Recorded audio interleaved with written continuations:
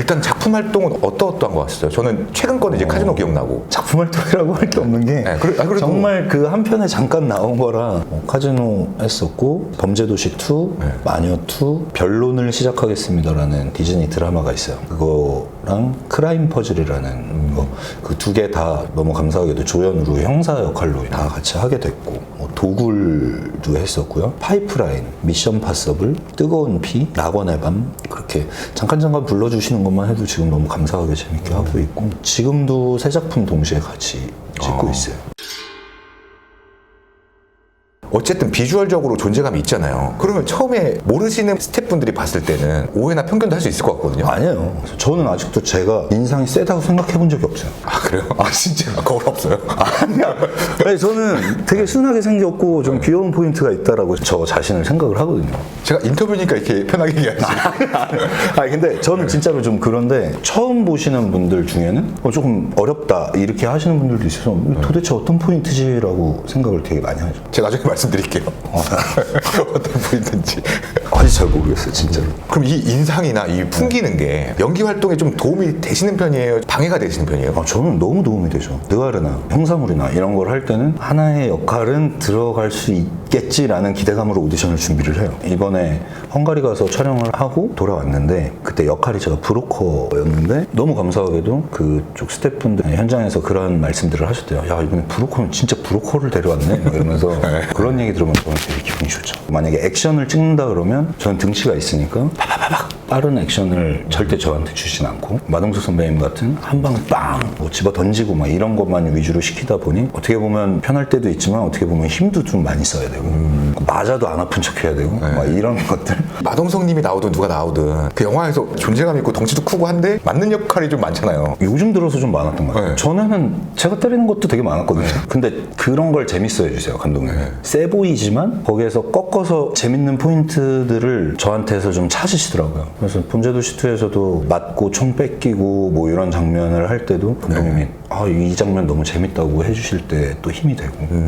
이번에 카지노에서는 최민식 선배님이랑 같이 이제 연기를 하게 됐잖아요. 거기에 캐스팅 디렉터분이 연락 오셔서 잠깐 나오시는 역할인데 출연해 주실 수 있냐라고 했을 때 무슨 역할이에요? 라고 물었는데 최민식 선배님이랑 같이 잠깐 붙어서 하는 씬입니다 라고 해서 아무것도 안 물어보고 저 그럼 무조건 하겠습니다 그랬거든요. 그렇게 가서 최민식 선배님이 너무 잘 챙겨주셨어요. 요거 씬 끝나고 같이 밥 먹고 가자. 그래서 밥도 같이 챙겨주시고. 근데 그 짤이 유튜브에 요즘에 좀 많이 떴어요, 쇼츠에. 그래서 제 친동생이 형 이제 알아보는 사람들이 생겼네 이러면서 저한테 링크를 보낸 거예요. 무슨 말인가 하고 봤더니 댓글에 락구 베트남에선 도박장 하더니 필리핀에선 카지노 하네 성공했네. 락구 동석이 형님한테 맞더니 여기 와서는 민식이 형님한테 말로 조져지네. 이분 마녀2에서도 털렸음 뭐 이런 것들 있잖아요.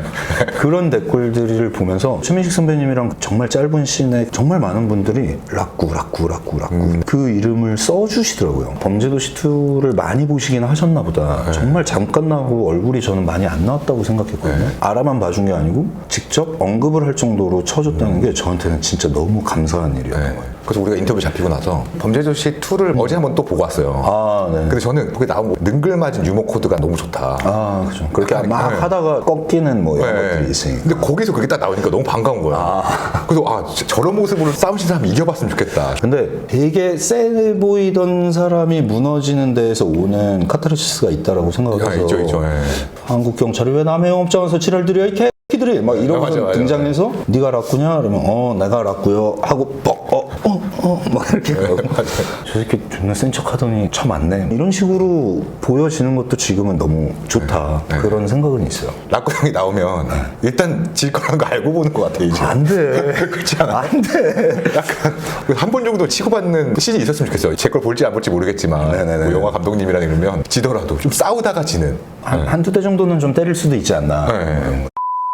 그러면 연기 역할이 이제 들어오잖아요. 나 이런 거는 진짜 잘할 수 있어. 이런 부분엔 어떤 연기가 있어요? 아직까지 건달 쪽이나 사채업자 이런 쪽이 저는 조금 더 할 수 있는 포인트들이 더 있는 것 같아요. 사채업자는 제가 기억은 안 나거든요. 그게 럭키몬스터라는 독립 영화였는데 그걸로 제가 너무 감사하게도 같이 배우들 사이에 껴서 부산영화제도 갔던 작품이에요. 그때 사채업자는 이런 거예요. 막 세게 안 해요. 그냥 이거 툭툭 발견을 한 거죠. 차 안에 있는 돈 받으러 간 거죠 지금? 네. 툭툭 치고 내려봐. 야 우리가 뭐 이런 데서 우연히 만나도 되나 싶어. 어? 야 이게 머리가 뭐냐 흰머리가 이 새끼. 그냥 이렇게 일상적으로 하는 장면이 있었거든요. 압박감 들 것 같아요. 아니 근데 이거를 막 세게 야 이 개새끼야 돈 갚아 막 이런 거는 아니었고 저는 솔직히 그게 현실적으로는 안 맞다라고 생각하거든요. 사채하시는 분들이 처음부터 그렇게 욕을 하고 너 이 새끼야 이렇게 안 하니까 다 존댓말 다 쓰시고 너무 막 욕을 막 하고 막 이런 거보다는 자연스럽게 그 상황에 맞춰서 하는 게 더 맞다고 생각을 해서 방금 했던 대사는 대본에 정확히 써 있는 거고 이제 제가 좀 중간에 넣기도 하고 컨펌 받고 와, 그 대사는 진짜 감독님을 잘 알고 쓰신 대사 같은 느낌인데요? 모르겠어요. 근데 할 때 되게 편했어요. 막 우연히 만나도 되나 싶어. 저한테 하지 마세요. 이런 거 있잖아요. 근데 워낙 환경에 치우치시는 성격이 아니니까 제가 원래 하고 싶었던 질문 중에 여러 작품에 출연을 하고 얼굴이 알려지면 알아보는 사람도 생기기 시작하면서 배우병에 걸리시는 분들이 있잖아요. 배우병이 왔냐고요? 배우병이 살짝 느껴진 적이 있냐고요? 아니요. 배우병이 걸릴 정도로 제가 알려지지도 않았고 정말 스타가 돼야 그런 병이 걸린다고 생각해요. 저는 막 팬들이 막 오빠 막 이러고 선물 막 오고 스케줄이 내가 눈을 감았다가 뜨면 어디 와 있고 정말 그런 바쁜 스케줄 때문에 사람들이 어쩔 수 없이 인사를 제대로 못하고 그렇게 되는 상황이라고 저는 옆에서 봐오면서 좀 많이 느꼈거든요. 그 정도까지의 상황이 돼본 적이 없어서 그리고 잘 되면 저는 저를 도와주고 계신 분들한테 너무 감사하면서 살아야 돼서 그럴 겨를이 없을 것 같은데. 그럼 지금은 어찌됐든 조금 힘들다고 하셨지만 배우라는 직업에 대해서 도전하길 잘했다 하는 순간 그거에 몰입했을 때 제 힘든 순간을 살짝 잊을 수 있다는 너무 좋은 장점이 있었고 연기를 하면서 조금이나마 화도 낼 수도 있고 슬프기도 하고 이런 것들을 간접 체험하면서 되게 좋고 이런 생각을 하게 되는 직업이기는 한 것 같아요. 그럼 이제 앞으로 배우로서든 트레이너로서든 꿈이 있다면 뭐가 있을까요? 저는 온전히 제가 저로서 행복해지는 게 꿈이에요. 나 갑자기 울고 가네. 이럴 게 아닌데. 편하게 하셔도 돼요. 네. 이런 적이 없는데.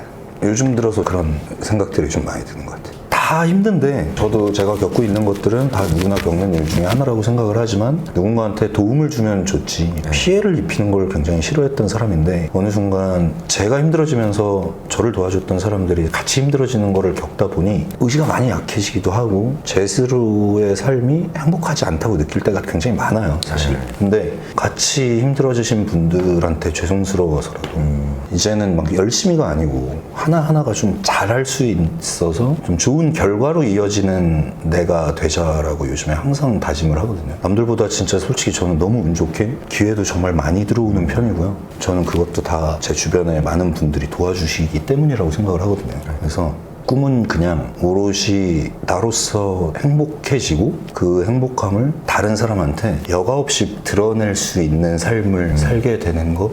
어떤 느낌인지 알 것 같아요. 네. 미치겠네. 이 새끼 또 전화했네. 여보세요? 야, 영상 왜 안 보냈어? 지금 인터넷이 또 끊겼어, 형. 야, 내가 아정당에서 인터넷 카페라고 몇 번을 얘기하냐? 인터넷 가입 최대 47만 원, 정수기 렌탈 최대 30만 원, 최대 77만 원까지 현금으로 바로 줘. 형, 병신이야? 그거 인터넷 요금 겁나 비싼 거 내라고 한다니까? 아니야, 본사하고 요금 1원짜리 하나까지 똑같아. 최저 요금제 써도 다 챙겨줘. 진짜? 빨리 가입하러 가야겠다. 인터넷 가입, 정수기 렌탈은 아정당입니다. 마지막으로 제 잼뱅TV 시청자분들께 한마디 해주신다면. 글쎄요, 이게 잼뱅TV가 재밌는 것들을 많이 다루시잖아요. 제가 나오면 누군가 궁금해 하실까? 이게 저는 제일 큰 그거고 어찌됐든 시간을 내주셔서 이 영상을 봐주시고 계실 거 아니에요? 거기에 대해서 좀 재미도 없는 얘기를 넋두리 삼아 이렇게 계속 한 거 같아서 좀 죄송스럽기도 하고 저는 인터뷰 중간중간 제가 보인다고 해주셨잖아요. 그런 경험이 사실은 많진 않아요. 모르시는 분들이 저한테 잘 보고 있어 이렇게 해준 얘기가 손으로 꼽을 정도니까 그래서 또 힘이 되고 저라는 사람이 다음 작품에서 얼굴이 비춰졌을 때 연기를 못하면 더럽게 못하네 라고 신랄하게 욕도 좀 해주시고 잘하면 나쁘지 않네 하고 그냥 흐뭇하게 봐주시고 했으면 좋겠습니다. 네, 수고하셨습니다. 네, 감사합니다.